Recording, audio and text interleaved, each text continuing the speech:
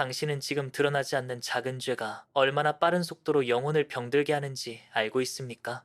그것은 겉으로는 잘 드러나지 않지만 안으로는 깊숙이 스며들어 마치 곰팡이가 벽 속에서 번져가듯 조용히 그러나 확실하게 당신의 내면을 잠식합니다.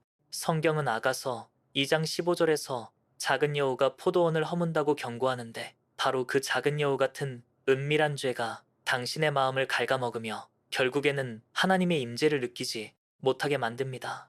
아무도 모르는 자리에서 반복하는 습관. 사람들에게는 결코 털어놓을 수 없는 은밀한 행동. 그것이 바로 당신의 기도의 능력을 마비시키고 말씀을 읽어도 아무 감동이 오지 않게 만들며 예배 자리에서조차 공허함만 남게 만드는 독입니다. 처음에는 별것 아닌 것처럼 보이지만 곧 죄책감과 자기 합리화가 교묘하게 뒤섞여 당신 안에서 신앙의 감각을 마비시키고 결국 죄를 죄로 느끼지 못하는 무감각한 상태로 몰아넣습니다. 이것이 바로 은밀한 죄의 가장 치명적인 힘입니다.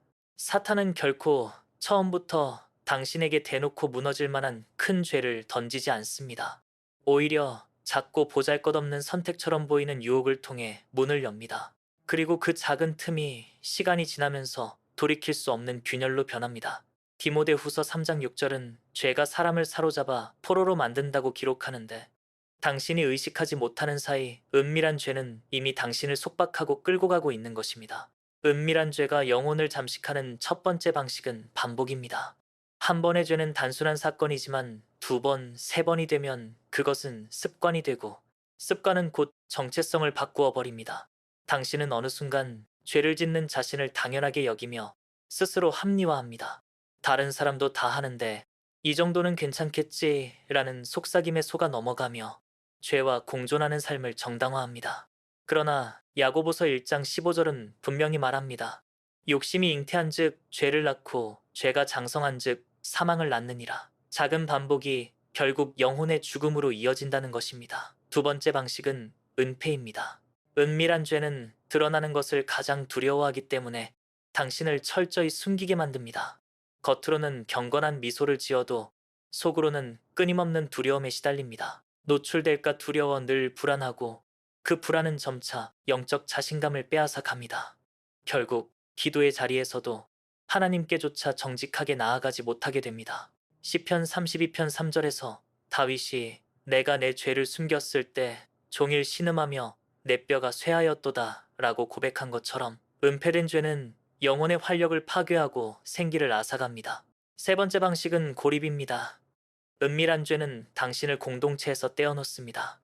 스스로를 합리화하기 위해 다른 사람들과 거리를 두고 결국 영적 교제를 피하게 됩니다. 교회 안에 있어도 마음은 이미 고립된 상태입니다. 마귀는 우는 사자처럼 삼킬 자를 찾는데 가장 먼저 노리는 대상은 무리에서 떨어져 나온 양입니다. 공동체로부터 고립된 순간 은밀한 죄는 당신을 더욱 강하게 묶습니다. 네 번째 방식은 영적 둔감입니다. 은밀한 죄는 영혼을 무디게 합니다.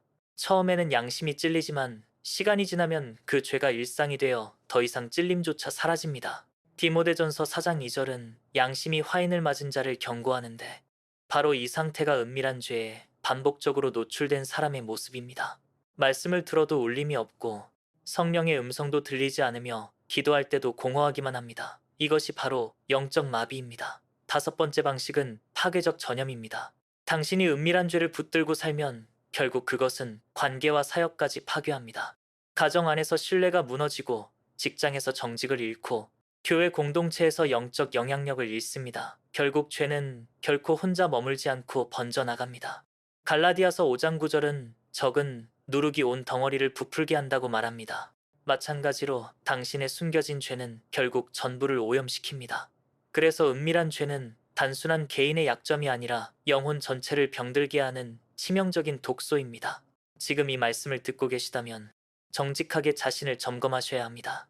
당신의 삶 속에서 반복되는 은밀한 죄가 무엇인지, 그것이 어떤 방식으로 기도를 무력화하고 예배를 공허하게 만들며 공동체와의 관계를 끊고 있는지 직면하셔야 합니다. 우리는 하나님 앞에서만 완전히 드러날 수 있고 그분만이 우리의 숨은 죄를 정결케 하실 수 있습니다. 요한일서 1장 9절은 우리가 우리 죄를 자백하면 그는 미쁘시고 의로우사 우리 죄를 사하시며 우리를 모든 불의에서 깨끗하게 하신다고 선언합니다. 그렇다면 지금이 바로 그 은밀한 죄를 끊어내야 할 시간입니다. 죄와 타협하는 순간 영혼은 이미 무너지고 있는 것입니다. 더 이상 숨기지 마십시오. 더 이상 합리화하지 마십시오. 더 이상 죄와 동행하지 마십시오. 오늘이 바로 결단의 날입니다. 당신은 은밀한 죄가 영혼을 잠식하는 보이지 않는 메커니즘을 보셨습니다. 그리고 그것이 얼마나 교묘하고 집요하게 당신을 무너뜨리는지 아셨습니다. 그러나 여기서 멈추어서는 안 됩니다. 이제는 그것을 끊어내고 돌파해야 할 때입니다. 은밀한 죄에서 벗어나기 위한 영적 돌파는 단순히 결심이나 의지력으로는 이루어지지 않습니다. 왜냐하면 죄는 인간의 힘으로 이길 수 있는 대상이 아니기 때문입니다. 로마서 7장 19절에서 바울조차 원하는 바 선은 행하지 아니하고 도리어 원하지 아니하는 바 악을 행한다고 고백하며 자신의 무능을 인정했습니다. 그렇다면 돌파는 어디에서 시작될까요? 첫 번째 돌파는 정직한 자백에서 시작됩니다.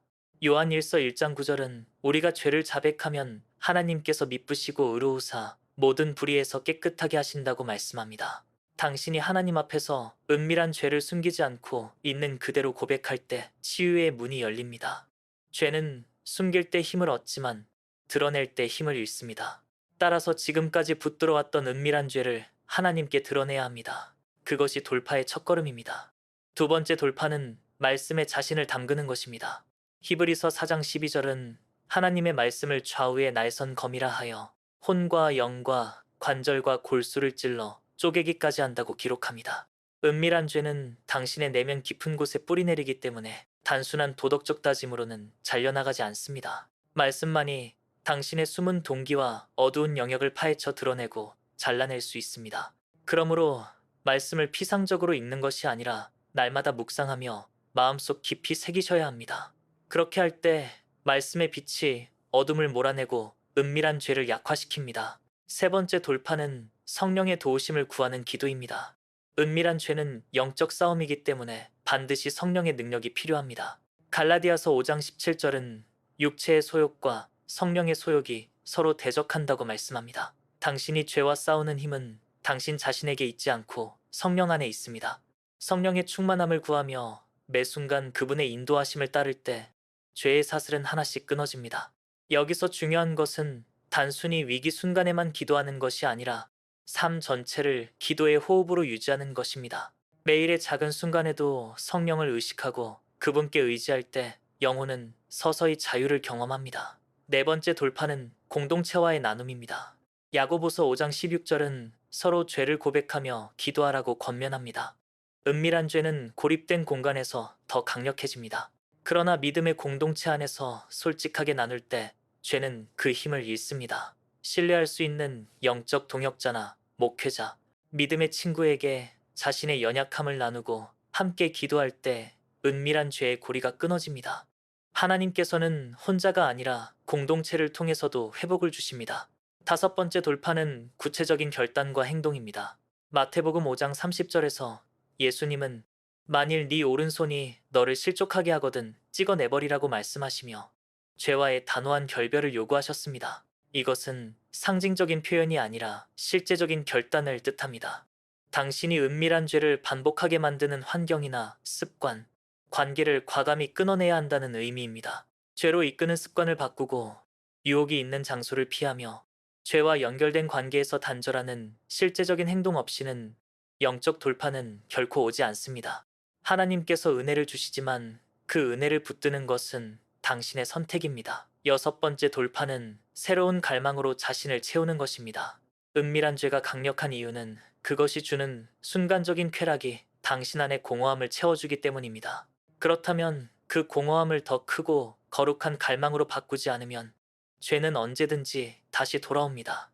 시편 42편 1절은 사슴이 시냇물을 찾기에 갈급함같이 내 영혼이 주를 찾기에 갈급하나이다 라고 고백합니다. 당신의 영혼이 하나님을 향한 갈망으로 가득 차야 은밀한 죄가 들어올 자리가 없습니다. 예배, 찬양, 말씀 묵상, 봉사와 섬김을 통해 하나님을 깊이 경험할 때 죄의 매력은 점점 사라지고 하나님의 임재가 더 큰 기쁨이 됩니다. 마지막 돌파는 인내와 지속입니다. 은밀한 죄에서의 자유는 하루아침에 오는 경우도 있지만 대부분은 과정입니다. 때로는 넘어질 수도 있고 다시 유혹에 흔들릴 수도 있습니다. 그러나 잠언 24장 16절은 의인은 7번 넘어질지라도 다시 일어나려니와 라고 말합니다. 중요한 것은 포기하지 않고 계속해서 일어나는 것입니다. 하나님께서는 완벽을 요구하시는 것이 아니라 끝까지 달려가기를 원하십니다. 당신이 은밀한 죄와 싸우며 한 걸음씩 나아갈 때 하나님께서는 반드시 승리의 길로 인도하십니다. 그러므로 지금 이 순간 당신은 결단하셔야 합니다. 더 이상 은밀한 죄와 타협하지 않겠다고 그것을 드러내고 말씀과 기도와 성령 안에서 그리고 공동체와 함께 끊어내겠다고 결단하셔야 합니다. 그것이 바로 영적 돌파의 시작입니다. 은밀한 죄는 영혼을 파괴하지만 하나님께서는 자유케 하시는 분이십니다. 요한복음 8장 36절은 아들이 너희를 자유케 하면 너희가 참으로 자유하리라고 선언합니다. 그러므로 당신은 자유할 수 있습니다. 반드시 자유해야 합니다. 오늘이 바로 그 돌파의 날입니다. 은밀한 죄를 끊고 새로운 삶으로 들어가라는 하나님의 부르심에 응답하시기 바랍니다. 당신의 선택은 단순히 현재의 평안만이 아니라 영원한 생명을 결정하는 중대한 순간입니다. 지금 이 말씀을 듣고 있다면 지체하지 마시고 은밀한 죄에서 돌파하시기를 바랍니다.